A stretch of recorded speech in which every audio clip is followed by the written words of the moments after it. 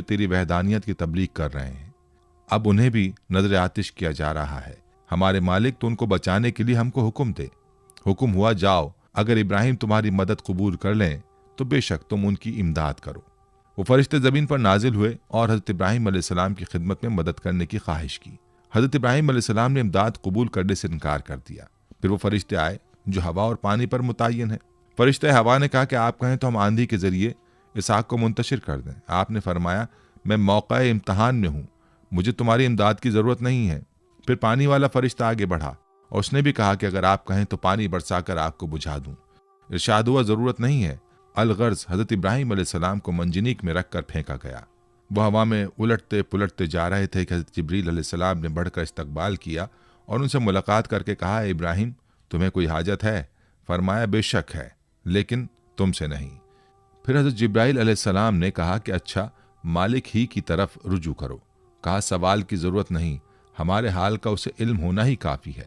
मुख्तसर ये कि हज़रत इब्राहिम अलैहिस्सलाम भड़कते हुए शोलों में पहुँचे, फिर नीचे की तरफ आग के दरमियान वारिद हुए। फरमाने बारी ताला आग को पहुँच चुका था। ऐ आग, सलामती के साथ इब्राहिम के लिए ठंडी हो जा। आग गुले गुलजार बन गई, फूलों की कसरत हो गई। सिद्दीक़ा बयान है कि फरिश्तों ने हज़रत इब्राहिम अलैहिस्सलाम को ज़मीन पर बिठा दिया। उनके बैठते ही उनके करीब चश्मा जारी हो गया, गुलाब और नरजिस के फूल खिल गए।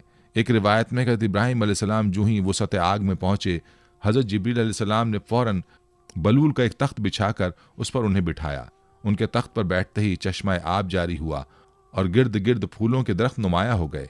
एक रिवायत में कि जली हुई लकड़ियों के बाकी हिस्से को जो जलने से रह गया था, उसे हज़रत जिब्रील अलैहिस्सलाम ने ज़मीन में नस्ब कर दिया और उससे हरे भरे दरख्त पैदा हो गए जिनमें ताज़े फूल लगे हुए थे।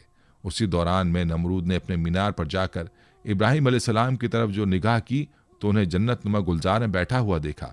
उसे ख्याल था कि वो जल भुनकर राख हो गए होंगे। जब उसने उन्हें इस हाल में देखा तो बहुत हैरान हुआ और उसके दिल में ख्याल पैदा हो गया कि आपको ये आग नहीं जला सकी और आप सही और सालिम बरामद होंगे तो लाज़िम मेरे लिए और ज़्यादा मुज़र साबित होंगे।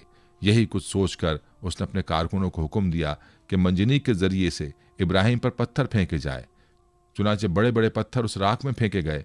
वो पत्थर बारिवायत अजाइबुल क़सस सफ़ा नंबर 88 एक मकाम पर हवा में जमा हो गए और बाहुक्म खुदा बादलों की सूरत इख्तियार करके बरसने लगे, जिसके नतीजे में उस हिस्से के अलावा जो गुलजार बना हुआ था, जिस कदर भी आग इस तवील चार दीवारी में थी, सब बुझ गई। अल्लामा मुस्जद तहरीर फरमाते हैं कि दुनिया में सबसे पहले जो मंजनीक बनाई गई थी वो वही थी जिसमें रख कर हज़रत इब्राहिम अलैहिस्सलाम को आग में डाला गया। यह मंजनीक मकाम कूसा में, जो कूफा की एक गांव